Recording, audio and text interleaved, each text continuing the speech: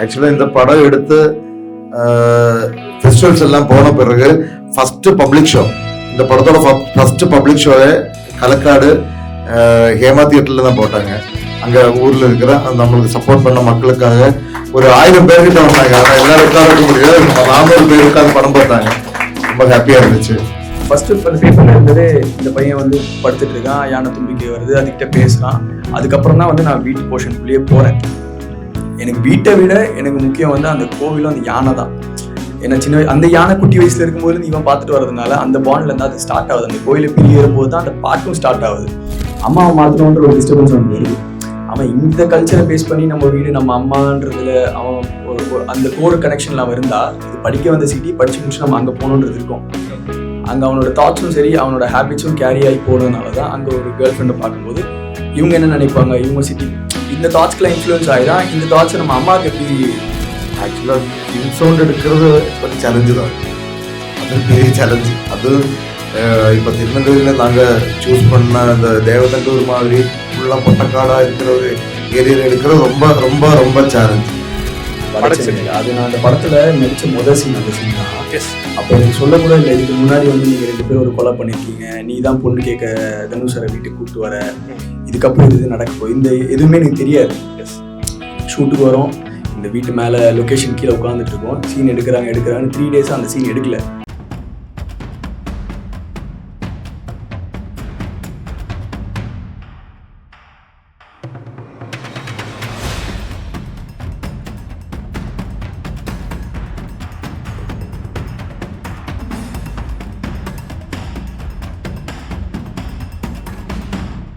கலை மனிதனாக பிறந்த ஒவ்வொருவனும் அள்ளி அள்ளி பருக வேண்டிய அமிர்தமடாது.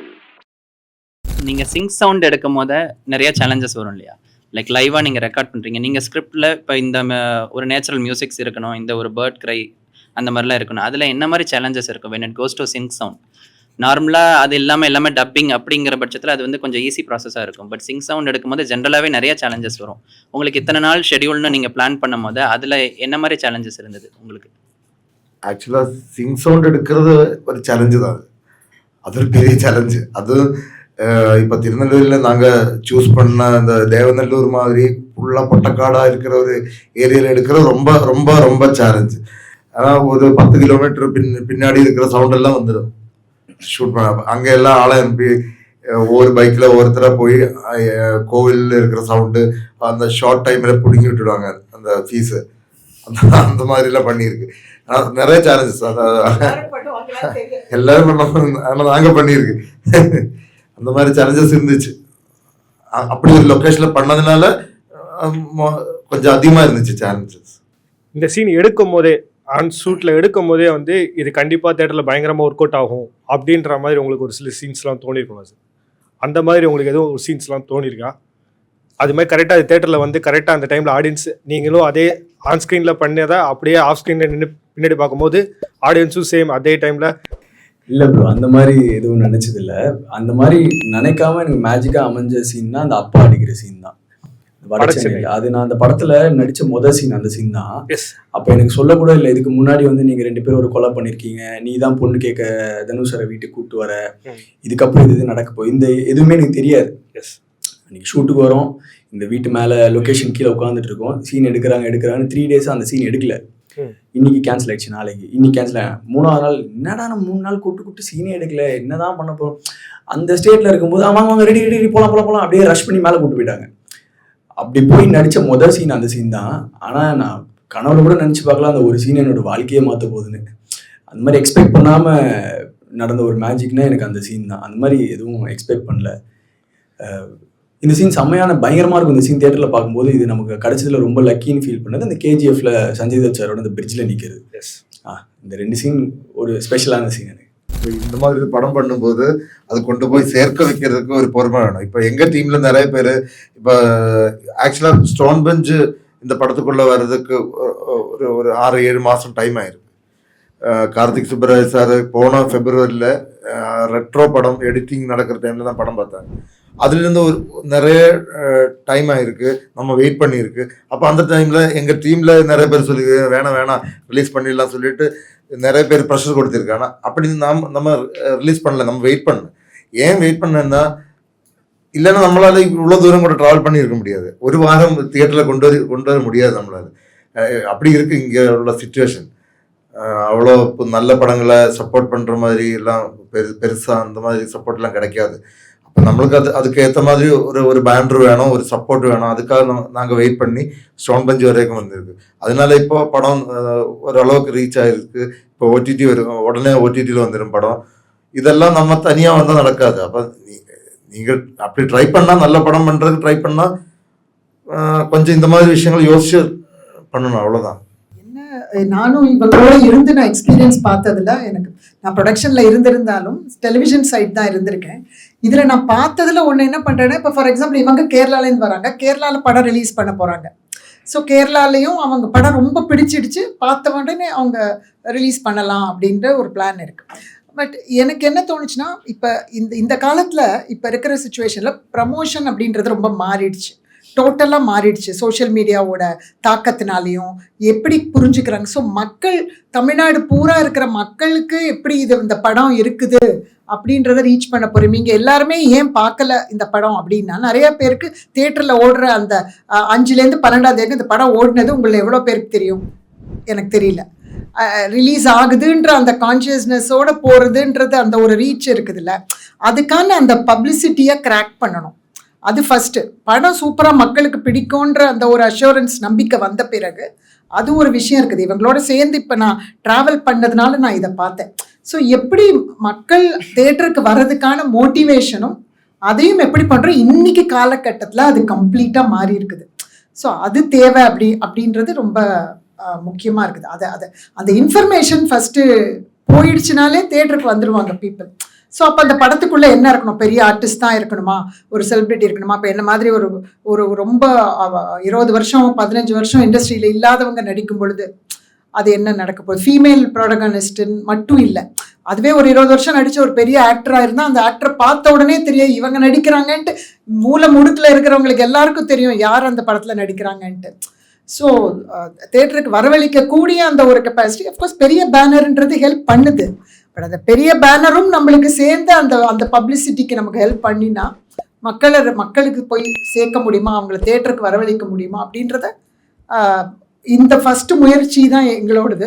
உங்களோட சேர்ந்து நம்ம எல்லாரும் சேர்ந்து அதுக்காக ஒர்க் பண்ணோம். ஆக்சுவலாக ஒரு சிங்கிள் ஆன்சர் கிடையாது அதுக்கு.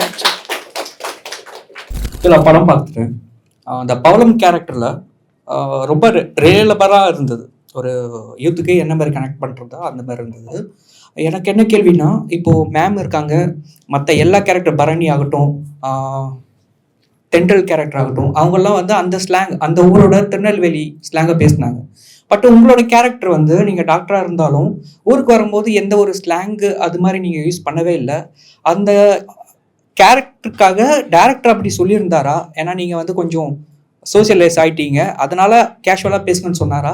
இல்லை நீங்களே இப்படி இருந்தால் நல்லா இருக்கும், ஏன்னா வட சென்னையிலலாம் அந்த ஸ்லாங்கவே நீங்கள் பேசியிருந்தீங்க. ஸோ இந்த படத்தில் நீங்கள் அப்படி பேசினதுக்கு ஏதாச்சும் ஒரு காரணம் இருக்கா அப்படின்னு ஒன்று.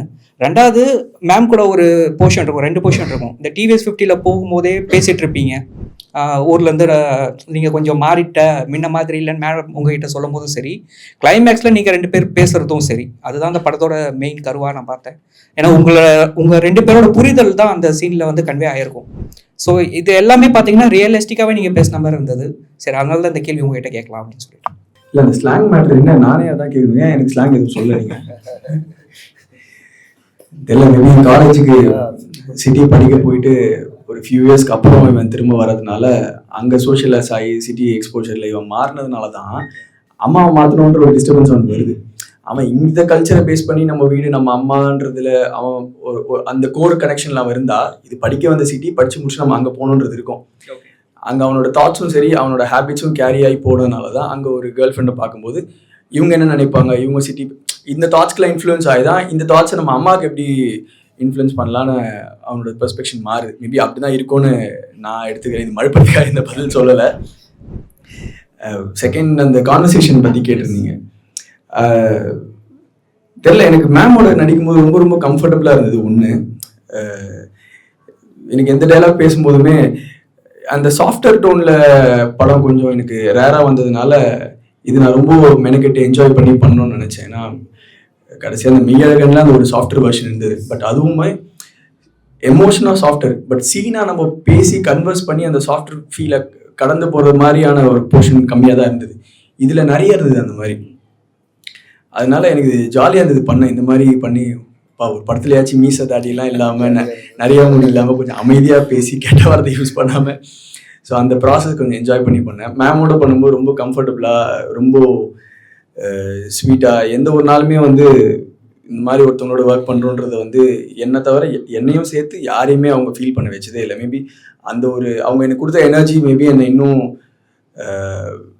கம்ஃபர்டபுளாக என்னால் எமோட் பண்ணதுக்கான ஒரு மெயின் ரீசனாக இருந்ததுன்னு நினைக்கிறேன். தேங்க்யூ. அது உங்களுக்கு ரியலாக பட்டதுக்கு ரொம்ப நன்றி. இந்த படம் தேவநல்லூரில் எடுக்கப்பட்டதா சொன்னீங்க. அந்த ஊர் சார்ந்தவங்க படம் பார்க்கறதுக்கு முயற்சி ஏதாவது பண்ணீங்களா? அதுக்கப்புறம் இதே மாதிரி நிறைய அங்கமால் இருக்கிறாங்க. இங்கே இருக்கிற யங்ஸ்டர்ஸ் இன்ஸ்டா யூஸ் பண்ணுறவங்க, ஆன்லைன் யூஸ் பண்ணுறவங்க, நீங்கள் பண்ணுற அட்வர்டைஸ்மெண்ட்டை பார்க்குறவங்க இந்த படங்களை பார்த்துருவாங்க. நிறைய ஃபிலிம் ஃபெஸ்டிவல் போகிறவங்களாம் பார்த்துருவாங்க. இந்த கிராமத்தில் இருக்கக்கூடிய உண்மையான அங்கமால், உண்மையான பவளம், இவங்கெல்லாம் படம் பார்க்கறதுக்கான முயற்சி நம்மள்டேருந்து எப்படி வரும்? இல்லாட்டி என்னோட ரெக்வஸ்ட்டாக கேட்குறேன், நீங்கள் எந்த இடத்துல எடுத்தீங்களோ அந்த இடத்துலையே அந்த ஊர்லேயே ஓடிடிக்கு வந்ததுக்கு அப்புறமா உங்கள் படங்களை அந்த கிராமங்களில் போட்டு காட்டுங்க. அங்கமலாவே இருந்தால் சந்தோஷப்படுவா, அங்கமலாவே இருந்தால் அந்த கிராமம் ரொம்ப அழகா இருக்கும் அப்படிங்கிறத அவங்க ரசிக்கிறதுக்கு ஒரு வாய்ப்பா இருக்கும்னு நான் நினைக்கிறேன். இது நீங்க தெரிஞ்சு கேட்டீங்களா தெரியாது கேட்டீங்களா தெரியல, கேள்வி இதுக்கு பதில் இருக்கு. ஆக்சுவலி சார் சொல்லுவாங்க. ஆக்சுவலாக இந்த படம் எடுத்து ஃபெஸ்டிவல்ஸ் எல்லாம் போன பிறகு ஃபர்ஸ்ட் பப்ளிக் ஷோ, இந்த படத்தோட ஃபர்ஸ்ட் பப்ளிக் ஷோவை களக்காடு ஹேமா தியேட்டர்ல தான் போட்டாங்க. அங்க ஊர்ல இருக்கிற நம்மளுக்கு சப்போர்ட் பண்ண மக்களுக்காக ஒரு 1000 பேர்கிட்ட வந்தாங்க. ஆனால் எல்லாரும் உட்கார முடியாது, 400 பேர் உட்காந்து படம் பார்த்தாங்க. ரொம்ப ஹாப்பியா இருந்துச்சு. இந்த ஆக்சுவலா நம்ம அங்கம்மாள்னு டிஸ்கஸ் பண்றோம். அங்கம்மாள் கதையில அந்த உமன் அங்கம்மாளா நடிச்சவங்க கொஞ்சம் கோவப்படுவாங்க, கெட்ட வார்த்தை பேசுவாங்க. ஆனா அந்த கதையுடைய அப்கோர்ஸ் நீங்க பேசிக்கா தெரிஞ்சுட்டு வந்திருப்பீங்கன்னு நினைக்கிறேன். சட்டை போடாம இருக்கிற அம்மாவை சிட்டில வந்த பிறகு அம்மா சட்டை போடணும் அப்படின்னு நினைக்கிறான் அப்படின்றது தான். இது என்னன்னா வில்லேஜ்ல அந்த சைடு இருக்கிறவங்க பார்த்து அவங்களா இருக்கணும்ன்றது முக்கியம். ஆனா இது எல்லா விமனுக்குமே பொருந்தும், எல்லா பீப்புளுக்குமே பொருந்தும். மென் விமன் எல்லாருக்குமே அவங்க என்ன விருப்பப்படுறாங்களோ அவங்களாவே இருக்கிறாங்க. அவங்களுடைய உடை, அவங்களோட சாய்ஸ், அவங்க எந்த மாதிரி இருக்கணும்னு நினைக்கிறாங்களோ அவங்க அப்படி இருப்பாங்கன்றது தான். ஸோ இது வில்லேஜ்னு இல்லாம எல்லாருக்குமே வந்து இந்த விஷயம் வந்து ரொம்ப பொருத்தமா இருக்கும்னு நினைக்கிறேன். நீங்க வந்து 17 இயர்ஸ்ல ஜில்லா பண்ணீங்க, தளபதியோட சைல்ட்ஹுட் கேரக்டரா. நீங்க ஃபர்ஸ்ட் நடிக்கும் போது வந்து தளபதிக்கு சைல்ட்ஹுட்டா தான் பண்றேன்னு தெரியாம தான் பண்ணேன் அப்படின்னு சொல்லியிருப்பீங்க. அண்ட் நீங்க வந்து தளபதிக்கு தான் பண்ணோம் அப்படின்னு சொல்லும் போது உங்களோட ஃபீல் எப்படி இருந்தது? ரொம்ப ஹாப்பியா இருந்தது. அது செட்டுக்கு போறதுக்கு முன்னாடி தான் மார்ச்னு நினைக்கிறேன்லப்பா, அது 1 நாள் 2 நாள் முன்னாடி தான் சொன்னேன். ஏன்னா கடல் படம் பண்ண பிறகு அந்த படத்துக்கு ஆடிஷன் கூப்பிட்டுருந்தாங்க, போய் பண்ணியிருந்தோம். வில்லனோட சம்பத் சார் வில்லனா பண்ணியிருப்பாரு. அவரோட சின்ன வயசு போர்ஷனுக்கு அந்த சீன் தான் ஆடிஷன் பண்ணிட்டு வந்தேன். அப்போவே எனக்கு தெரியும் விஜய் சாருக்கு ஒரு சின்ன வயசு இருக்கு, இன்னொரு பையனும் அதுக்கு ஆடிஷன் பண்றேன். நானும் அப்பா டிஸ்கஸ் பண்ணியிருந்தேன், என்னப்பா அதுக்கு அது யார் பண்ண போறா, அது இந்த பையன் எங்கன்னா பாம்பேலேருந்து இறக்குறாங்களா, இந்த மாதிரி நமக்கு டிஸ்டர்ப் ஆகல சின்ன வயசுல. ஏன்னா ஆப்வியஸா விஜய் சார் ஃபேன் எல்லாருமே இருந்திருப்பாங்க. Rajini sir fan, Vijay sir fan, அதுல தான் அந்த பேட்டர்ல தான் இருக்கும். நானும் ரொம்ப பெரிய விஜய் சார் ஃபேன் தான். விஜய் சார் படத்துக்கு ஆடிஷன் போகிறோம், அதில் சின்ன வயசு கேரக்டரும் இருக்குது. ஆனால் நம்மளை மட்டும் என் வில்லனுக்கு ஆடிஷன் பண்ணி இந்த டிஸ்டர்பன்ஸ்லாம் இருந்தது எனக்கு அப்பா ஆகும். பட் அது என்னன்னு தெரியல, ஃபார்ச்சுனேட்லி ஆடிஷன்லாம் முடிஞ்ச ஒரு 1 வீக் அப்புறம் ஷூட்டுக்கு 2 நாள் முன்னாடி அப்போ தான் எங்களுக்கே சொன்னாங்க, நீங்கள் அது பண்ணல இந்த கேரக்டர் பண்ணுறீங்கன்னு திருப்பி கூப்பிட்டு சாரோட சீனுக்கு ஒன்று ஆடிஷன் பண்ணி பார்த்தாங்க. அது ரொம்ப ரொம்ப ஸ்பெஷலான ஒரு கேரக்டர் அண்ட் ஒரு மூவி. ஏன்னா அந்த ஜில்லா படத்துக்கு அப்புறம் இப்போ வரைக்கும் விஜய் சாரோட படத்துக்கு அவருக்கு யங்கர் வெர்ஷனா ஒரு ப்ராமினென்ட்டான ஒரு சின்ன வயசு ஃப்ளாஷ்பேக் போர்ஷன் ஒரு கேரக்டர் இருந்த மாதிரி எனக்கு தெரியல. இன்னொன்று அது ஏன் ஸ்பெஷல்னா, அதில் Lal sir combination, Mohanlal sir காம்பினேஷனில் அந்த போர்ஷன் ப்ளே பண்ணதுனால அது ரொம்ப ரொம்ப லைஃப் டைம் ஒரு மெமரி ஆயிடுச்சு அந்த படம். எக்ஸைட்மெண்ட் தான் நமக்கு இருக்கும்ல, விஜய் சார் சின்ன வயசு நடிக்கிறோன்னு தெரிஞ்ச பிறகு அந்த செட்டுக்கு ஒரு நாள் போகும்போதுமே ஒரு செம்ம ஹாப்பியாக இருக்கும்ல. அது வரைக்கும் சன் மியூசிக்கில் ஒரு பாட்டை தானே பார்த்துருப்போம். ஸோ சினிமாவுக்கு வந்த பிறகு இவங்களோட படம் ரிலீஸ் ஆகிட்டு இருக்கும் போதுமே நம்ம ஒரு ஃபேனாக தான் அவங்களோட படத்தை தியேட்டரில் போய் பார்த்துட்டு வந்திருப்போம். அவங்க படத்தில் நம்ம நடிக்கிறோன்ற ஒரு நியூஸே ஒரு பெரிய எக்ஸைட்மெண்ட்டாக இருக்கும். அதெல்லாம் கண்ட்ரோல் பண்ணி அடக்கி டைரக்டர் என்ன கேட்குறாங்க அதெல்லாம் புரிஞ்சு பண்ணுற அளவுக்கு எனக்கு அப்போ அந்த மெச்சூரிட்டி இல்லைன்னு தான் நினைக்கிறேன். அவங்க என்ன எதிர்பார்த்தாங்களோ பண்ணோம். ப்ளஸ் அப்பா எப்போவுமே கூட செட்டில் இருப்பாங்க, அவர் தான் புஷ் பண்ணிகிட்டே இருப்பார். சரண் அவங்க இது எதிர்பார்க்குறாங்க, இப்படி பண்ணு, அந்த கை. அவர் மானிட்டர் பின்னாடி தான் நிற்பார். மானிட்டருக்கு அந்த லைன் டைரக்டர்லாம் உட்காரனா ஒரு 5 பேர் பின்னாடி இருப்பார். நான் என்ன பண்ணுறேனோ என்ன பண்ணுவார், பின்னாடி ஒரு 5 பேர் பின்னாடி அதை நோட் பண்ணிடுவார்.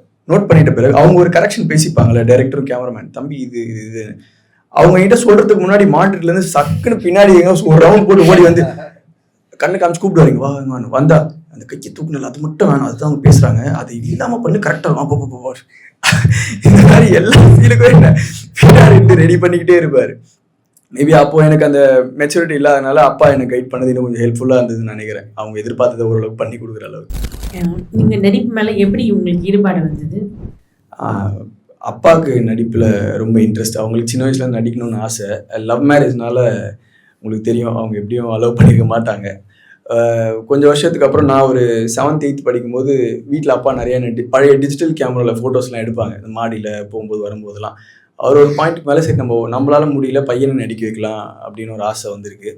என்னோட ஃபோட்டோஸ் அந்த டிஜிட்டல் கேமராவில் எடுத்ததை பிரிண்ட் போட்டு அது பின்னாடி அப்பா பேர், அப்பாவோட ஃபோன் நம்பர் எழுதிட்டு, எனக்கே தெரியாமல் ஒரு 2-3 years வந்து கோடம்பாக்கம் வடபழனி ஃபுல்லாக அந்த ஏஜென்ட் மீட் பண்ணுறது. அப்போ இந்த டிஜிட்டல் இது கிடையாது, மெயிலில் ரெஸ்யூம் அனுப்பி ஆடிஷன்ஸ், இந்த ப்ராசஸே கிடையாது. அப்போது வந்து பக்கா ஏஜென்ட் ப்ராசஸ் தான். இன்னும் இந்த வெரைட்டி புக்குன்னு ஒன்று இருக்கும். இது 2 தான் source of casting for an actor for any film. அப்போது வந்து இதில் இவங்களில் இந்த ஏஜென்ட்லாம் யாருன்னு பிடிக்கணும். அவங்கக்கிட்ட ஆல்ரெடி ஒரு 20 பசங்க இருப்பாங்க. எல்லா படத்துக்கும் அவங்கள தான் ஆடிஷன்ஸ்க்கு அனுப்புவாங்க. 20ல் நம்மளும் ஒன்றா போவோம். ஒரு பசங்க நடிச்சுட்டு வரும்போது நான் கேட்பேன், உள்ள அவங்களை என்ன சீன் நடிக்க சொன்னாங்க, ஏன்னா அடுத்து நம்ம ப்ரிப்பேர் ஆகிக்கிறது. இந்த மாதிரி ப்ராசஸ்லாம் நிறையா போச்சு. அப்புறம் ஒரு படம் நடிக்க இந்த கடல் ஜில்லாக்கு அப்புறம் தான் எனக்கு ஃபார்ச்சுனேட்லி ரொம்ப ஏர்லியாகவே இந்த ஒர்க்கோட பவர் என்ன, இதோட வேல்யூ என்ன, இதுக்கு எவ்வளோ டிசிப்ளினாக இருக்கணும், இதோட இப்போது நடிக்கிறத தாண்டி இதோட இம்பேக்ட் வெளியில் எப்படி இருக்குது, நம்ம நடிக்க போகிறதுக்கு அந்த செட்டுக்கு போகிறதுக்கு முன்னாடி அதோட ப்ராசஸ் எப்படி இருக்குது, அது எவ்வளோ ஹார்டான ஒரு வழி அங்கே வந்து நிற்கிறதுக்கு அப்படின்றதெல்லாம் இந்த ஜில்லா கடல்லாம் முடிச்ச அப்புறம் தான் எனக்கு ரியலைஸ் ஆச்சு. அதுலேருந்து இப்போ வரைக்கும் ஓரளவுக்கு ஃபோக்கஸ்டாக இருக்குன்னு நினைக்கிறேன், பண்ணுற வேலைக்கு டிசிப்ளினாக இருக்கணும்னு. இல்லை நான் வந்து ரொம்ப லேட்டாக ஸ்டார்ட் பண்ணதுனால எனக்கு 20sலேருந்து நடிக்கணுன்ற கனவு உண்டு. ப்ளஸ் நான் ப்ரொடக்ஷனில் இருந்திருக்கேன். ஸோ நான் behind the screen through out, நீங்கள் வந்து மர்மதேசம், அந்த விடாது கருப்பு, ரமணி வர்சஸ் ரமணி, கையளவு மனசு, நிறைய ப்ரொடக்ஷன் தொடர்களில் நான் இருந்திருக்கேன். ஸோ அதனால் அது ப்ளஸ் நடிக்கணுன்ற அந்த ஆவலில் நம்ம ப்ராப்ளி நம்மள அறியாமல் ஒரு அப்சர்வேஷன் பண்ணிகிட்டே இருப்போம். டைரக்டர்ஸ்லாம் நிறைய பேர் ஒர்க் பண்ணுறத கவனிச்சிருக்கேன், அவ்வளோதான். மற்றபடி நான் சொல்லேன், என்னோடய லேட் 40sல தான் நான் வந்து ஒரு நாடகம் நானே எழுதி சிறுகதைகள் எழுதுவேன். ஸோ நடிக்க ஆரம்பிச்சுட்டு நடிக்கலை, நாடகம் ஒரு எழுதி டைரக்ட் பண்ணும்போது அதில் ஒரு ரோல் பண்ணேன். ஸோ அப்போ எனக்கு தோணுச்சு, நம்ம நடிச்சுடணும். நான் ஸ்டேஜில் நிற்கும் பொழுது எனக்கு தோணுச்சு டெஃபினட்டாக ஐ மஸ்ட் ஆக்ட் அப்படின்னு சொல்லி. மற்றபடி நான் தேட்டர் ட்ரெயின்டு கிடையாது, இந்த மாதிரியான ஒரு கதை சொல்லியாக இருந்திருக்கேன். ப்ளஸ் இந்த மாதிரி நண்பர்களோட நாடகங்கள், என் நாடகம் தவிர நண்பர்கள் டைரக்ட் பண்ண நாடகங்கள் ஒரு ரோல் பண்ணிகிட்டே இருந்தேன் நடிப்பு ஆர்வத்தை ஸ்டார்ட் பண்ணும் பொழுது. அப்போ சட்டுன்னு ஒரு படம், ஏதோ ஒரு ஆடிஷன் கால் பார்த்துட்டு அந்த படத்துக்குள்ளே ஒரு கட்டில்னு ஒரு படம் ஸ்டார்ட் பண்ணிவிட்டு அப்புறம் அடுத்தடுத்தா திங்ஸ் மூவ் ஆச்சு. பட்ஜெட்டு பொதுவாக நடக்கிற மாதிரி தான், நம்ம பிளான் பண்ண பட்ஜெட்டில் முடியல, ஒரு சில தடைகள் வந்திருக்கு, அதில் கொஞ்சம் நாட்கள் போயிருக்கு, அப்படியெல்லாம் போயிருக்கு. இப்போ நான் பிளான் பண்ண நாட்கள் எல்லாம் முடிக்க முடியல. 35 நாள் டோட்டல் படம், 35 நாளில் படம் முடிச்சுட்டாங்க. பெரிய படங்கள்ல வரப்போ நமக்கு க்ளோஸ் தான் வருதா இல்லை நமக்கு வைடு வருதா, அதை பொறுத்து எப்படி நம்ம நடிக்கலாமா அப்படின்னு நீங்கள் எதுவும் உங்களுக்கு நீங்களே ஒரு ட்ரெயின் பண்ணிக்கிறீங்களா இது வரைக்கும் அப்படின்னு ஒரு? இல்லை, எனக்கு ஆக்சுவலாக அந்த நாலேஜ் ரொம்ப குறைவாக இருக்குது. ஏன்னா பிகாஸ் நான் சில பெரிய ஆக்டர்ஸ், சரவணன் சார், இல்லை லால் சார், அந்த மாதிரி நிறைய பெரிய ஆக்டர்ஸ் நடிக்கும்போது நான் பார்த்துருக்கேன். அவங்க இப்போ சப்போஸிங் ஃப்ரேம் வந்து இப்போ என் மேலே க்ளோஸ்அப் இருக்குது, அவங்க சஜஷனில் இருக்காங்கன்னா அவங்க கரெக்டாக எனக்கான ஸ்பேஸை கொடுத்துட்டு அந்த கோஆக்டர் ஸ்பேஸ் கொடுத்துட்டு நிற்பாங்க. அவங்க அதை ரொம்ப சிரமப்பட்டெல்லாம் நடிக்க மாட்டாங்க. ரொம்ப எக்ஸ்பீரியன்ஸ்ட் ஆக்டர்ஸ் அந்த காலத்துலேயே நடிக்கிறவங்கலாம் அது வேறு மாதிரி அதை ஹேண்டில் பண்ணுவாங்க.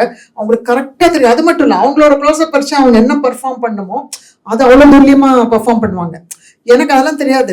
நான் வந்து எல்லாத்துக்குமே ரொம்ப விழுந்து நடிச்சுட்டு இருப்பேன். இன்ஃபேக்ட் என்னோட இதில் எனர்ஜி வேஸ்ட் பண்ணி என்னோட க்ளோஸ்அப் வரும்போது டயர்ட் ஆகிடுவேன் கொஞ்சம் சில சமயம். அந்த மாதிரி மிஸ்டேக்ஸும் நான் பண்ணியிருக்கேன். எனக்கு பர்சனலாக நான் லேட்டாக ஸ்டார்ட் பண்ணி படுறதுனால என்னோட லேர்னிங் எல்லாமே கொஞ்சம் வித்தியாசமாக இருக்குது. நான் என் போக்கில் எனக்கு என்ன புரியுதோ அந்த புரிதலோடு நான் ட்ராவல் பண்ணுறேன். ஸோ நான் ரொம்ப அண்டர்ஸ்டாண்ட் பண்ணிக்கிட்டு சம்டைம்ஸ் எனக்கு கேமரா உண்மையாக சொல்கிறேன், தப்பாக எடுத்துக்க வேணாம், எனக்கு சம்டைம்ஸ் கேமரா எங்கே இருக்குன்னே தெரியாது. சீரியஸ்லி நான் வந்து அதை வந்து எங்க இருக்கு கேமரா, அதாவது நான் சொல்றது ரொம்ப ஒயிட் ஷாட், நிறைய ஆர்டிஸ்ட் இருப்போம், நிறைய கூட்டம் இருக்கும், நிஜமாவே கேமரா எங்க இருக்கு நான் கேட்டு தெரிஞ்சுக்க ட்ரை பண்ணேன். பட் இன்ஃபர்மேஷன் வரதுக்குள்ள ஷார்ட்டுக்கு ரெடி ஆயிடுவாங்க. ஸோ நான் வந்து ஒரு பாயிண்ட்ல அது ஏதோ ஒன்று ஒர்க் ஆகுது. ஸோ நான் அதெல்லாம் கவலைப்பட போறது இல்லை. ஆனால் அந்த நாலேஜ் ரொம்ப இம்பார்ட்டன்ட், தெரிஞ்சுக்கிறது தப்பு இல்லை. பட் இப்போ எனக்கு கொஞ்சம் கம்மியாக இன்ஃபர்மேஷன் இருக்கிறது எனக்கு ஏதோ விதத்தில் உதவியாக இருக்குதுன்னு நான் நினைக்கிறேன். ஸோ தட் நான் ரொம்ப ஃபோக்கஸ்டாக என்னுடைய லைன்ஸ்லையும் அதுலேயும் ஃபோக்கஸ் பண்ணுறதுனால நான் அந்த விஷயங்களை பரவாயில்லை அப்படின்னு சொல்லிட்டு நான் ரொம்ப தெரிஞ்சுக்க விரும்பலை. பட் ஒய்டு இது அது அந்த மாதிரி எல்லாம் வந்து என் கூட நடிக்கிற கோ-ஆர்டிஸ்ட் அதை தெரிஞ்சு பண்ணுறதை பார்த்து எனக்கு ரொம்ப ஆச்சரியமாக இருக்கும், மறப்பாக இருக்கும், நமக்கு தெரியலையே அப்படின்லாம் தோணும் எனக்கு. பட் அதை போக போக நான் அதை கொஞ்சம் அப்சர்வ் பண்ணி தெரிஞ்சுக்கணும்னு நினைக்கிறேன். இந்த கதை உங்களுக்கு ஸ்கிரிப்ட் சொல்லும் போது எந்த சீன் கேட்கும் போது உங்களுக்கு வந்து இந்த மூவி பண்ணலாம் அப்படின்னு தோணுச்சு? ஏன்னா இதே கொஷின் வந்து உங்களுக்கு மெய்யழகனில் வந்து ஸ்கிரிப்ட் சொல்லும் போது நீங்கள் சொன்னது வந்து 1.5 பக்கம் பேஜ் எனக்கு படித்தப்பயே அப்பாவும் நான் பண்ணலாண்டா அப்படின்னு சொன்னார் அப்படின்னு சொன்னீங்க. ஸோ அந்த மாதிரி இது கேட்கும் போது உங்களுக்கு எந்த சீன் ரொம்ப பிடிச்சி ஓகே பண்ணலாம் அப்படின்னு டிசைட் பண்ணுங்க? இல்லை, சீனை தாண்டி நிறைய ஒரு 3-4 ரீசன்ஸ் இருந்தது இந்த படம் பண்ணுறதுக்கு நான் உள்ளே வந்ததுக்கான காரணம். முதல் காரணம் வந்து ஒரு சிறுகதையை வந்து நாட்டாக எடுத்து இது வந்து ஒரு படமாக பண்ண போகிறோம், இது தியேட்ரிக்கல் அண்ட் ஃபெஸ்டிவல் இது ரெண்டுத்துக்குமே ப்ரெசென்ட் பண்ண போகிறோம்னு சொன்னது. ஏன்னா ஒரு ஒரு தியேட்ரிக்கல் படம் பண்ணோன்னு முடிவு பண்ணும்போதே அதுக்கு எவ்வளோ காம்ப்ளெக்ஸ் இருக்குது, அதில் நம்ம என்னென்ன பண்ண வேண்டியது இருக்குது, எந்த அளவு அதில் ஒர்க் பண்ண, அது ஒரு பெரிய ப்ராசஸ். இவங்க எவ்வளோ ஷோராக இருந்தால் இது தியேட்டர்லையும் நம்ம எடுத்துகிட்டு வர போகிறோம், ஃபெஸ்டிவலில் ப்ரெசென்ட் பண்ண போகிறோன்ற ஒரு ஒரு ஒரு முடிவுக்கு அவங்க வந்திருப்பாங்க. அதில் நான் என்ன அண்டர்ஸ்டாண்ட் பண்ணேன், ஓகே இது வெரி கிளியர் தட் அவங்களுக்கு என்ன பண்ணணும் என்ன பண்ண போகிறோம் அப்படின்றதுல ரொம்ப கிளியராக இருக்காங்கன்னு எனக்கு தெரிஞ்சுது. ரெண்டாவது மேம்க்கு பையனாக பண்ணுறது. ஏன்னா நான் சொன்ன மாதிரி கேபி சாரோட சீரியல் ஒன்று அமுத ஒரு ஆச்சரியக்குறின்னு நான் ஒரு சீரியலில் முக்கியமான ஒரு பையன் கேரக்டர் நடிச்சிருப்பேன். அதுதான் சார் தவறதுக்கு முன்னாடி கடைசியாக டைரக்ட் பண்ணது. அதுக்கப்புறம் பல வருஷத்துக்கு அப்புறம் அந்த ஒரு ஃபேமிலி லெகசிலேருந்து மேமுக்கு திரும்ப நான் ஒரு பையனாக நடிக்கிறது வந்து எனக்கு ஒரு மாதிரி ரொம்ப ஸ்பெஷலான ஃபீலிங்காக இருந்தது. ஸோ மேம் சொல்லவே வேணாம், அவங்க இப்போ ப்ரைமில் எந்த படத்தில் மதர் கேரக்டர்னாலும் எந்த ஹீரோவாக இருந்தாலும் மேம் தான். ஆமாம், ஸோ அவங்க இருந்ததுனால ஓகே அம்மா பையனுக்கான எமோஷன் தாங்கும்போது நமக்கு இதில் கான்ட்ரிபியூட் பண்ணுறதுக்கு நிறைய ஸ்பேஸ் இருக்கும். Rather than being playing character in a very big film, இதில் வந்து இந்த எமோஷனே இவங்க 2 பேர் சுற்றி தானும் போது இதில் நம்ம கன்வே பண்ணுறதுக்கான விஷயம் நிறையா இருக்கும்ன்றது 2. 3வது இதை சிங்க் சவுண்டில் ரெக்கார்ட் ஷூட் பண்ணணும்னு நினச்ச ஒரு விதம். சரி, ஒரு சேலஞ்சிங் எக்ஸ்பெரிமெண்ட்டாக இருக்கும் போல இருக்குது, எப்படி இருக்கும்னு ட்ரை பண்ணி பார்க்கலாம். 4வது ப்ராப்பர் கல்ச்சர் ரூட்டட் பேஸ்டு ஒரு படம். கமர்ஷியல் படம் வந்து நிறைய அந்த சிட்டி சைடில் அந்த மாதிரி தான் பண்ணியிருந்தேன். ஃபார்ச்சுனேட்லி மெய்யழகன் வந்தது, பட் இதில் நிறைய அந்த சைடை எக்ஸ்ப்ளோர் பண்ணுற மாதிரியான ஒரு படம் தான் இது. இந்த மாதிரி ஒரு வேரியஸ் ஒரு 4-5 கப்புள் ஆஃப் ரீசன்ஸ் அலைன் ஆனதுனால சரி கண்டிப்பாக இந்த படம் நம்ம ட்ரை பண்ணணும்னு நம்பிக்கையில் பண்ணது. ஃபெஸ்டிவலுக்கு அப்ளை பண்ணுறதுக்குன்னு ஒரு நாம்ஸ் இருக்கும், நம்ம தேட்டர் ரிலீஸ்க்கு பண்ணுறதுக்குன்னு ஒரு சில எக்ஸ்பெக்டேஷன்ஸ் பேராமீட்டர்ஸ் மாறும். ஸோ நீங்கள் ஷூட் பண்ணும் போதே வந்து ஃபெஸ்டிவலுக்கு ஒரு பேட்டர்ன், அப்புறம் தேட்டர் ரிலீஸ்க்காக ஒரு செக்மெண்ட், எப்படின்னு 2 மாதிரி விதமாக எடுத்திருக்கீங்களா, இல்லை ஒன்றே எடுத்து அதே தான் இங்கே தேட்டருக்கு வந்திருக்கா? ஆமாம், ஒன்றா எடுத்து அதே தான் வந்திருக்கு. எந்த ஒரு சில சேஞ்சஸ் தியேட்டருக்காக சின்ன சின்ன சேஞ்சஸ் கட் ட்ரிம் பண்ணியிருக்கு, அவ்வளோதான். ஃபெஸ்டிவலில் போனால் சேம் வருஷம் தான், லைட்டாக ட்ரிம் பண்ணியிருக்கு தியேட்டருக்காக. ஆமாம், 1 minute 1.5 நிமிஷம் ட்ரிம் பண்ணியிருக்கு, அவ்வளோதான். ஸோ ஓவரால் ஸ்கெலட்டன் வந்து ஆசச். ஆமாம், எந்த ஒரு சேம். அதுவே ஒரு பெரிய விஷயம் தான். தேங்க்யூ. அண்ட் மேம் உங்ககிட்ட கேபி சார் வந்து நீங்கள் அவங்க குடும்பத்துலேருந்து வரதுனால அவர் ஒரு ஆக்டர் கிட்ட என்னென்ன மாதிரி ஒரு எக்ஸ்பெக்டேஷன்ஸ் வச்சிருப்பாரு? ஆஸ் அ டைரக்டரா, ஒரு லெஜெண்டரி டைரக்டரா, ஒரு ஆக்டர் இப்படி இருக்கணும், அவரோட எக்ஸ்பெக்டேஷன்ஸ், அவர் சார்ந்த விஷயங்கள் கொஞ்சம் சொன்னீங்கன்னா எங்களுக்கு ரொம்ப ஹெல்ப்ஃபுல்லாக இருக்கும். ஏன்னா அவரோட படங்கள் அப்போ பார்க்கும் போதே வே பேக் ஒரு 50 இயர்ஸ்க்கு முன்னாடியே ஒருத்தவங்களுக்கு அவ்வளோ ஒரு தோணல் வந்து ஒரு வித்தியாசமான ஒரு பெர்ஸ்பெக்டிவ்ல எடுத்து ஒரு மாசிவான ஆடியன்ஸை புல் பண்ணுறதுங்கிறது ரொம்ப பெரிய விஷயம். இப்போ வந்து இருக்கக்கூடிய ட்ரெண்ட் வேறு, ஆனால் அப்போவே அவர் அப்படி யோசிச்சிருந்தாருன்னா அவருடைய செயல்பாடுகள் எப்படி இருந்தது, தாட் ப்ராசஸ் எப்படி இருந்தது தெரிஞ்சுக்கணும். ஸோ அவரோட கதைகளை நான் பார்த்த வரைக்கும் ரொம்ப டயலாக் பேஸ்ட் அண்ட் ரொம்ப ஸ்ட்ராங்காக இருக்கும். ஸோ ஆர்டிஸ்டோட கேரக்டர்ஸ் பேசுகிற வசனங்கள் ரொம்ப ஹெவியாகவும் ரொம்ப அழுத்தமாகவும் இருக்கும், பெண்கள் பேசுகிற வசனங்களும் அப்படி இருக்கும். ஸோ அது ரிலேட்டடாக நல்லா பேசக்கூடிய, நல்ல தமிழில் அழகாக டெலிவரி பண்ணக்கூடிய, நல்ல குரல் வளம் இருக்கக்கூடிய அந்த மாதிரி ஆர்டிஸ்ட்ஸ் நிறையா தேர்ந்தெடுப்பார் அப்படின்னு எனக்கு தோணும். ப்ளஸ் அவர் நிறைய சொல்லி கொடுப்பார், பயங்கரமாக ட்ரெயின் பண்ணுவார். இந்த காலத்தில் ஐ டோன்ட் திங்க் இப்போ நம்ம பார்த்தோம்னா இப்போ 10 படம் இவர் 20, 30, 50 படம் நடிச்சிருக்கேன், நான் 10 படம் 20 படம் நடிச்சிருக்கேன்னா எவ்வளோ டைரக்டர்ஸ் நமக்கு சொல்லி கொடுக்குறாங்க. அதாவது இப்போ அறிமுகப்படுத்துகிறாங்க, அவங்களே ரிஸ்க் எடுத்து ஒரு ஆர்டிஸ்ட் அறிமுகப்படுத்துகிறாங்கன்னா அந்த அறிமுகப்படுத்துகிற ஆர்டிஸ்ட்டுக்கு அவங்க ரிஸ்க் எடுத்து சொல்லிக் கொடுக்க தயாராக இருக்காங்க. ஆனால் மற்றபடி நடிக்க வந்துட்டாங்கன்னா நடிக்கிறவங்க எக்ஸ்பீரியன்ஸ் ஆனவங்கள நடிக்க கூப்பிட்றாங்க. ஆனால் நம்ம என்ன கற்றுக்குறோன்றது நமக்கு தெரியாது. அந்த மொமெண்ட்டில் நம்ம நடிச்சுக்கிட்டு போகிறோம், முடிவில் ஏதோ 1-2 கற்றுக்கிட்டு இருப்போம். நமக்காக சிலதை கற்றுக் கொடுக்குறாங்களா அப்படின்னா டைம் கிடையாது. ஆக்சுவலி அவங்களுக்கு அந்த கேரக்டருக்கு என்ன வேணுமோ அந்த ஆங்கிளில் அது போயிட்டுருக்கும். சில லேர்னிங் நேச்சுரலாக வருது. பட் நிறைய டைரக்டர்ஸ் அந்த காலத்தில் இது நடந்திருக்கும்னு நினைக்கிறேன். பட் இவர் கேபி சாரை பொறுத்த வரைக்கும் மெனக்கட்டு நடித்து காண்பிச்சு டயலாகை சொல்லி கொடுத்த எனர்ஜி வந்து 200% விரயம் பண்ணுவார். அவ்வளோ சத்தமாக இருக்கும் அவரோட செட். அப்படின்னா அந்த டைலாகை பேசி கத்தி தொடச்சிக்கிட்டே வந்து டைலாக் சொல்லணும்னா பெருக்கிக்கிட்டே தொடச்சிக்கிட்டே வீட்டை மாப் பண்ணிக்கிட்டே கீரை கட் பண்ணி காட்டுவார், சொல்லி கொடுப்பார். ஸோ அந்த மாதிரி நிறைய விஷயங்கள் வந்து பண்ணி காட்டுவார். அண்ட் ரொம்ப ரொம்ப ஸ்ட்ராங்காக ரொம்ப ஆணித்தரமாக கோபமும் வரும். பயங்கரமாக எவ்வளோ நேரம் ஆனாலும் அந்த ஆர்டிஸ்டோட உழைச்சி வேலை வாங்குவார். ஸோ அது கிவ் அப் பண்ணுறது இந்த காலத்தில் அந்த பொறுமை இருக்கான்றது எனக்கு தெரியல. கோவப்பட்டாலும் பொறுமை தானே அது. நீ ஒரு 1 hour 1/2 hour கூட ஒரு 10 டேக் ஆனால் கூட அந்த ஆர்டிஸ்டோட நீ உட்காந்து ஒர்க் பண்ணுற அப்படின்றது வந்து அந்த காலத்தில் மானிட்டரே பார்க்க மாட்டாங்க. சின்ன வியூ ஃபைண்டரில் தான் பார்ப்பாங்களா இருக்கும். ஸோ அந்த மாதிரி விஷயங்கள் பார்த்துருக்கேன். ப்ளஸ் அவர் அவ்வளோ சீரியஸாக சொல்லி கொடுத்துட்ருப்பாரு. அவ்வளோ ஒரு சீரியஸ்னஸ் இருக்கும் பொழுது ஆர்டிஸ்ட் நேச்சுரலாக வந்து அதை வந்து கொஞ்சம் செய்யணும் அப்படின்றது ஒன்று இருக்கும். ஸோ அவர் வந்து எப்படின்னா புதுமுகங்களோடையும் நிறைய ஒர்க் பண்ணியிருக்காரு. ஸோ புதுமுகங்களோட ஒர்க் பண்ணுறதுக்கு இன்னும் எக்ஸ்ட்ராடினரி பொறுமை வேணும். அவங்களுக்கு வந்து நீ வந்து சின்ன சின்ன விஷயங்களேன்னு சொல்லிக் கொடுக்கணும். ஸோ அவர் வந்து அந்த மாதிரி விஷயங்கள் எல்லாம் நிறைய சொல்லி கொடுத்து அவர் வேலை வாங்கியிருக்காரு. அண்ட் நான் சொன்ன மாதிரி டயலாக் அண்ட் இந்த பேஸ்டாக தான் இருக்கும் நிறையா. ஸோ அதனால் அந்த டெலிவரி எல்லாம் ரொம்ப இன்ட்ரெஸ்டிங்காக அந்த ஆர்டிஸ்டால் சொல்ல முடிஞ்சிச்சு அப்படின்றத யூஸ் பண்ணிக்குவார். இன்னொன்று அவங்களுக்குள்ள ஒரு எக்ஸ்ட்ரா டேலண்ட் இருந்துச்சுன்னு வச்சுக்கோங்களேன். அவங்க பாடுறாங்க, அவங்க நடனம் டான்ஸ் ஆடுறாங்க, இல்லை அவங்களுக்கு வேறு ஏதோ ஒன்று தெரிஞ்சிருக்குன்னா அதெல்லாம் புரிஞ்சுக்குவார். அதெல்லாம் புரிஞ்சுக்கிட்டு அதெல்லாம் சேர்த்து யூஸ் பண்ணிக்குவார். அந்த ஆர்டிஸ்ட்டை வந்து ஒரு ஹோல்சமாக எப்படி நாடகத்தில் நீங்கள் வந்து, ஏன்னா அவர் நாடகம் போட்டவர், அவர் நாடகங்களை இயக்கி நாடகங்கள்லேருந்து தான் 60s போட்டுட்டு தான் சினிமா எதிர்நீச்சல் நீர்க்குமிழிலாம் நாடகமாக வந்தது.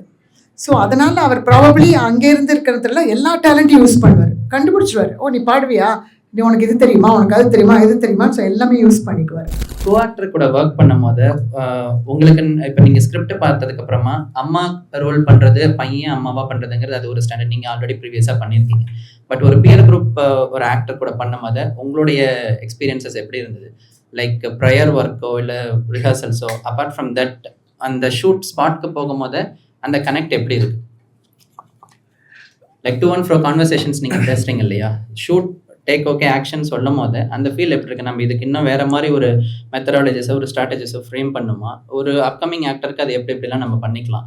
நான் ஸ்கிரிப்ட் படிச்சுட்டு வந்து அவங்களோட ரோல் பெர்ஃபார்ம் பண்ணுறதுங்கிறது ஒரு விஷயம். But when it comes to to and ஃப்ரோ கம்யூனிகேஷன்ஸ், ஆப்போசிட்டில் இருக்கக்கூடியவங்க கிட்ட கம்யூனிகேட் பண்ணுறது, அந்த ஷூட் எடுக்கும்போது என்ன மாதிரி சேலஞ்சஸ் இருக்குது அப்படிங்கிறது தெரியும். ஃபர்ஸ்ட்லி நானும் அப்கமிங் ஆக்டர் தான். நாம் சொல்கிறது அப்கமிங் ஆக்டர்ஸ்க்கு அப்படி இல்லை, அது ஒரு ஆக்டர்ஸ் டு ஆக்டர் மாறும். அது இப்போது மேமோட அம்மா பையன் காம்பினேஷனில் இந்த படம் ஒர்க் பண்ணுறதுனால எனக்குமே தெரியாது. செட்டுக்கு போய் ஃபஸ்ட்டு ஒரு ஃபியூ டேஸ் நடிக்கிற வரைக்கும் மேம் எப்படி இருக்காங்க, அவங்களோட நேச்சர் என்ன, நம்ம எப்படி ஐஸ் பிரேக் ஆக போகுது, நம்ம இன்னும் எத்தனை நாள் ஷூட் பண்ண போகிறோம், இந்த ப்ராசஸ் நடுவில் என்னென்ன சீன்ஸ் நம்ம சேர்ந்து ஒர்க் அவுட் பண்ண போகிறோம், இதெல்லாம் ஆர்கானிக்காக ஷூட் ஆரம்பித்து போக தான் தெரியுமே தவிர நம்ம அந்த கம்ஃபர்ட் எதிர்பார்க்க முடியாது. ஏன்னா ஒரு ஆக்டர் ஒரு மூட் ஸ்விங்கில் இருப்பாங்க, அவங்களோட ஃபேமிலி ஸ்டேட் வேறையாக இருக்கும், ஒர்க் ஸ்பேஸில் அவங்களோட ஹெட் ஸ்பேஸ் வேறையாக இருக்கும். எண்ட் ஆஃப் த டே வந்து நம்ம என்ன பண்ண போகிறோம், அந்த எமோஷனை நம்ம எப்படி அந்த ஆன் ஸ்க்ரீன் கன்வே பண்ண போகிறோன்றது தான் மேட்டர். அப்படி பார்த்தா கேஜிஎஃப் வந்து ரொம்ப இன்டென்ஸான அந்த சீன் அந்த பிரிட்ஜில். ஏன்னா ஹீரோ கிட்ட ஃபேஸ் ரிவீல் பண்ணுறதுக்கு முன்னாடி சஞ்சய் தத் சார் என்கிட்ட தான் அந்த பிரிட்ஜில் ஃபேஸ் ரிவீல் பண்ணுறாங்க. அப்போ நம்மகிட்ட கம்ஃபர்டபுளாக பேசணும், இந்த பையன் யார் சரணா வாப்பா சூப்பர் தோல் மேலே கை போட்டு நம்மளை கம்ஃபர்ட் பண்ணி அந்த சீன் அடிக்கணும் நம்ம எதிர்பார்க்கவே முடியாது. அப்போ எனக்குலாம் பயங்கரமான ப்ரெஷர். ஏன்னா ஆல்ரெடி ஹிட் ஃப்ரான்ச்சைஸ் அது கேஜிஎஃப், நம்ம 2 ஷூட் பண்ணுறோம். அந்த செட்டப் அந்த பிரிட்ஜ் சீக்வன்ஸ் போட்டு நெருப்பு எரிய விட்டு அந்த செட்டே ஒரு மாதிரி பயங்கரமாக இருக்குது. சுற்றி ஒரு 700-800 பேர் சுற்றிட்டு இருக்கும்போது நமக்கு ப்ரெஷர் ஆயிடுச்சு. ஐயோ இதில் நடிக்க போகிற ஆப்போசிட்டில் நிற்க போகிற ஆள் வேற ஹிந்தியில் ஒரு பெரிய சூப்பர் ஸ்டார்னும் போது இந்த கம்ஃபர்ட்லாம் எதிர்பார்க்கும். எவ்வளோக்கு நம்ம ஃபோக்கஸ்டாக அவங்க என்ன கேட்குறாங்க அதை நம்ம எவ்வளோ டியூன் பண்ணி நம்ம அதை பண்ண போகிறோன்றது தான். அங்கே வந்து நான் ஒன்று புதுசாக பண்ணுறேன் பாருன்னு எக்ஸ்ப்ளோரும் பண்ண முடியாது. அது எல்லா படத்துலையும் அந்த ப்ராசஸோ நீங்கள் கேட்குற அந்த ஸ்பேஸ் வந்து அமையாது. அந்த மாதிரி பார்த்தா ஃபார்ச்சுனேட்லி எனக்கு இந்த படத்தில் ரொம்ப நல்லாவே அமைஞ்சுது. ஏன்னா நான் ஸ்டார்டிங் சொன்ன மாதிரி என்னை ரொம்ப ரொம்ப கம்ஃபர்டபுளாக வச்சுக்கிட்டாங்க. ஆஃப் ஸ்க்ரீனும் பார்த்தீங்கன்னா ஆன் ஸ்க்ரீனில் என்ன மாதிரி பெர்ஃபார்ம் பண்ணி அவங்க எந்த விதத்தில் பிஹேவ் பண்ணி பேசி என்கிட்ட பழகிறாங்களோ அதே தான் எனக்கு ஆஃப் ஸ்க்ரீன்லேயும் கொடுத்தாங்க. இப்போ வரைக்குமே ஒரு மெசேஜ் பண்ணால் கூட வித்தின் ஃபியூ செகண்ட்ஸில் ரிப்ளை வரும். இப்போ நம்ம கூட வந்து நம்ம டைம் எடுத்து ரிப்ளை பண்ணுவோம். மேம் எப்போவுமே எனக்கு அனுப்பிச்ச உடனே எனக்கு ரெஸ்பாண்ட் பண்ணுவாங்க. இதெல்லாம் வந்து அவங்க பர்சனாலிட்டி யார், அவங்க நேச்சர் யார் அப்பார்ட் ஃப்ரம் ஸ்க்ரீன்றதுக்காக தான் நான் சொல்கிறேனே தவிர வேற ஒன்றும் கிடையாது. அது ஒரு படத்தில் அமையும். இந்த படத்தில் எனக்கு மேம் கூட அமைஞ்சதில் வெரி வெரி ஃபார்ச்சுனேட் பிரதர்ஸ். ஏன்னா அதுக்கு முன்னாடியே வந்து ஒரு ஃபியூ டேஸ் நடிச்சிருப்போம்ல, ஒரு 4-5 நாள் நடிச்சிருப்போம். ஒரு ஃப்ளோ நமக்கு வந்திருக்கும். என்ன பண்ண போகிறோம், இந்த கேரக்டர் எங்கே ஆரம்பிச்சு என்ன முடிய போகுது, இதனால என்ன எமோஷன் நம்ம கன்வே பண்ண போகிறோன்றது கதை சொல்லும் போதோ அந்த ப்ராசஸ் அந்த கதையை பற்றி பேசும்போது நடக்கும்ல. ஸோ நம்மளே ஒரு ஒரு ஒரு சிங்க்ரனைசேஷன் வந்திருப்போம். இவ்வளோ தான் பண்ணணும், இவ்வளோ பண்ணக்கூடாது, இதுக்குள்ளே தான் ப்ளே பண்ணணும்னு. 4 பேராக சேர்ந்து நடிக்கும் போது மேபி சில ஆக்டர்ஸ் வந்து நான் இதில் நல்லா பெர்ஃபார்ம் பண்ணணும்னு ஒரு வால்யூம் ஏற்றலாம். சில பேர் வந்து சட்டிலாக இருக்க விரும்ப மாட்டாங்க. நான் கொஞ்சம் தெரியணும், இது கொஞ்சம் ஸ்ட்ராங்காக தெரியணும், ரெஜிஸ்டர் பண்ணணும்னு கொஞ்சம் போல்டாக பேச நினைக்கலாம். இதெல்லாம் பார்ட் ஆஃப் ஒர்க். இது வந்து actors to actor, set to set மாறிட்டே இருக்கும். இது வந்து எந்த ஆக்டரோட கண்ட்ரோல்லையும் இருக்கிற விஷயமே கிடையாது. எனக்கு இதில் இவ்வளோ தான் பண்ணணும், இந்த படத்தில் என்னோட ரோல் இவ்வளோ தான், இந்த எமோஷன் நான் இவ்வளோ தான் சொல்லணும்னு நான் எனக்கு எடுக்கிற கால் தான். மற்றவங்க என்ன ரேஷியோவில் பண்ணாலுமே அது டைரக்டரோட கால். இந்த சீனில் நீங்கள் இவ்வளோ பண்ணாதீங்க, அது ஒர்க் அவுட் ஆகலை. இந்த சீனில் இந்த கேரக்டர் தான் இவ்வளோ பேசணும், நீ கொஞ்சம் அமைதியாக இருங்க, அது லிசன் பண்ணுங்கள். இதெல்லாம் வந்து டைரக்டர் தான் சொல்லணும்னு நினைக்கிறேன். எனக்கு எண்ட் ஆஃப் தி டே என்னோட எமோஷனுக்கு எவ்வளோ வால்யூம் வேணுமோ அது மட்டும் தான் கொடுக்கணும். அதுவுமே எனக்கு டைரக்டர் சொல்கிறாங்க, சார் நீங்கள் இதுதான் பண்ணணும், இவ்வளோ பண்ணால் கரெக்டாக இருக்கணும், அதை நான் ஜஸ்ட் நான் ஃபாலோ பண்ணால் போதும். அந்த மெய்யழகன்ற ஒரு ஷார்ட் இருக்கும், அந்த ஒரு கண்ணிலேருந்து மட்டும் அழுக வர மாதிரி அந்த யானை தும்பிக்கை வந்து வைக்கிற அந்த சீன் வந்து மோஸ்ட்லி நிறைய பேரோட கனெக்ட் ஆகும். ஊர் வீட்டை காலி பண்ண எல்லாத்துக்கும் ரொம்ப கனெக்ட் ஆகும். எஸ்பெஷலி அந்த ஏஜ் பசங்க சின்ன வயசுல இந்த சைக்கிள் ஓட்டி வந்து அந்த டைம்ல வந்து அந்த எமோஷன் எப்படி சார் ஹோல்டு பண்ணீங்க? இதுக்கு முன்னாடி இப்படிதான் இந்த சீன் தான் அப்படின்ற மாதிரி நீ கேட்டிருப்பீங்க. இது நம்ம வந்து இப்போ நம்ம இந்த சீன் அழுகணும் அப்படின்னா அந்த ஸ்பாட்ல உங்களால அது நீ எப்படி ஹோல்டு பண்ணீங்கன்றதை கேட்குறேன் சார். இல்லை, அந்த இடம் தான் அப்படி ஃபீல் பண்ண வச்சுது. இது கேட்கும்போது ஏதோ பயங்கரமாக இருக்க மாதிரி இருக்கும், பதில் அப்படிலாம் இல்லை. நிஜமா அந்த அந்த அந்த ஆம்பியன்ஸ் ஒரு எனர்ஜி கொடுத்தது ப்ரோ. நிஜமா உண்மையாக சொல்லணும்னா சீன் படிக்கும்போதே ஸ்டார்டிங்கில் வெரி பிகினிங் படத்துக்குள்ளே போகிறது மாதிரி ப்ளீஸ் இட் அந்த யானை ஃபர்ஸ்ட் அந்த பேப்பர்ல இருந்ததே, இந்த பையன் வந்து படுத்துட்டு இருக்கான், யானை தும்பிக்கை வருது, அதுக்கிட்ட பேசுறான். அதுக்கப்புறம் தான் வந்து நான் வீட்டு போர்ஷனுக்குள்ளேயே போறேன். எனக்கு வீட்டை விட எனக்கு முக்கியம் வந்து அந்த கோவிலும் அந்த யானை தான். ஏன்னா அந்த யானை குட்டி வயசுல இருக்கும்போது இவன் பார்த்துட்டு வர்றதுனால அந்த பாண்ட்ல இருந்தா அது ஸ்டார்ட் ஆகுது. அந்த கோயிலை பிரி ஏறும்போது தான் அந்த பாட்டும் ஸ்டார்ட் ஆகுது. ஸோ அப்படின்னும் போது இந்த எமோஷன்லாம் படிக்கும் போதே ரொம்ப ரொம்ப ரியலா செமையா இருந்தது. இதெல்லாம் வந்து கிடைக்கிறதே பெரிய விஷயம் போல, இந்த எமோஷன்லாம் ப்ளே பண்றது. ப்ளஸ் என்னன்னா இது ஒரு ஒரிஜினல் எமோஷன். இந்த கோவில் விஷயம், யானை விஷயம், இந்த வீடு, இது எல்லாமே வந்து பிரேம் சாருக்கு நடந்தது. இதெல்லாம் படிச்சு ஆன்போர்டு வரும்போது சார் சொன்னாங்க, இதெல்லாம் என் லைஃப்ல நடந்த எக்ஸ்பீரியன்ஸ். அது எனக்கு இன்னும் கொஞ்சம் ப்ரெஷர் ஆயிடுச்சு. ஐயோ, இது ஃப்ரிக்ஷனாக நடிக்கிறத தாண்டி இவரோட வாழ்க்கையில ஃபேஸ் பண்ணியிருக்காரு, அதை நம்ம இன்னும் கரெக்டாக பண்ணணும். ஏன்னா இல்லைன்னா அவருக்கே தெரியும், ஐயோ எனக்கு அப்படி பண்ணும்போது ஃபீல் ஆகலையே சின்ன வயசுல, இவன் வேற மாதிரி அதை பண்றானே ஆன் ஸ்க்ரீன்ல, இன்னும் ஆகக்கூடாது. அது ரொம்ப கான்ஷியஸாக பண்ண வேண்டியதாக இருந்தது. ஒரு மாதிரி ஜாலியாக இருந்தது. அது அந்த அந்த அந்த இடத்துல இருக்கும்போது அந்த ஒரு எனர்ஜி செமையாக இருந்தது. அந்த கோயிலுக்குள்ள அந்த யானையோட பண்ணும்போது மேபி அதனால அது அந்த அளவுக்கு நல்லா ஒர்க் ஆச்சுன்னு நினைக்கிறேன். நிச்சயமா நான் சொல்லுவேன். ஏன்னா நான் சார்பட்டா பரம்பரையிலேயே வந்து என்ன நடிகையா அறிமுகம் காட்டின சீன் வந்து பசுபதி ஜெயிலுக்கு போயிட்டு வரும்போது அவரோட காலை பிடிக்கிறதுன்றது. ஸோ நான் வந்து ஒரு நடுவயதை கடந்த எனக்கு வந்து அந்த மாதிரியான ஒரு ரொமான்ஸ் சீன், அந்த மாதிரியான சீன்ஸ் படங்கள்ல ரொம்ப குறைவு. ஏன்னா அம்மா அப்பா அப்படின்னு காட்டுவாங்களே ஒழிய அவங்களுக்கான இப்போ கூட நீங்க பாத்தீங்கன்னா ரீசெண்டா அந்த ரொமான்ஸ் சீன் மட்டுமே ஒரு ரீலா வந்து வைரலா போகிட்டு இருக்கு. ஒரு சின்னதாக கட் பண்ணி பார்த்தா அது பார்த்தீங்கன்னா இவர் சொல்ற சீன் எல்லாமே அதுல இருக்கும்.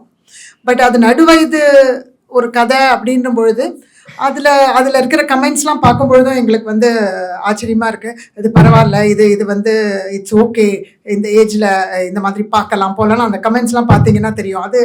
அதை வந்து பரவாயில்ல இது அப்படின்னு சொல்ல தேவையில்லை, அது ரொம்ப நார்மலான விஷயம். இது கூட ஓகேன்ட்டு. பட் ஆனால் நான் என்ஜாய் பண்ணேன்னா நிச்சயமாக ரொமான்ஸ் சீன்ஸ் தான் 100%. இப்போ நான் உங்களோட பேசும்பொழுது எனக்கு தோணுது. ஏன்னா அது அந்த அந்த ஏஜில் பர்ஃபார்ம் பண்ணுறதுக்கு ரொம்ப கிடைக்காது அது. அண்ட் அது ஒரு சேலஞ்சிங் ஆல்சோ. அது அந்த மொமெண்ட்டை நம்ம எக்ஸ்பிரஸ் பண்ணி அது ஒர்க் ஆகுறதுன்றது வந்து அது ஒரு சின்ன சேலஞ்ச் தான். ஸோ அது என்ஜாயபிள். என்ன மற்றதுலலாம் ஒரு சீரியஸாக பர்ஃபார்மன்ஸ் இருக்கும் இல்லைங்களா, அந்த கதைக்கான எமோஷனோ கோபத்தையோ அதெல்லாம் காட்ட வேண்டியிருக்கும். பட் இது வந்து நம்ம கொஞ்சம் நிச்சயமாக ரசித்து பண்ணுறதுன்றது இதில் பாசிபிள். ஏன்னா பிகாஸ் ஒரு லைட் ஹார்ட்டட் ஒரு விஷயம் ஒன்று இருக்குதுல்ல அதில். மறக்காம சப்ஸ்கிரைப் பண்ணிடுங்க.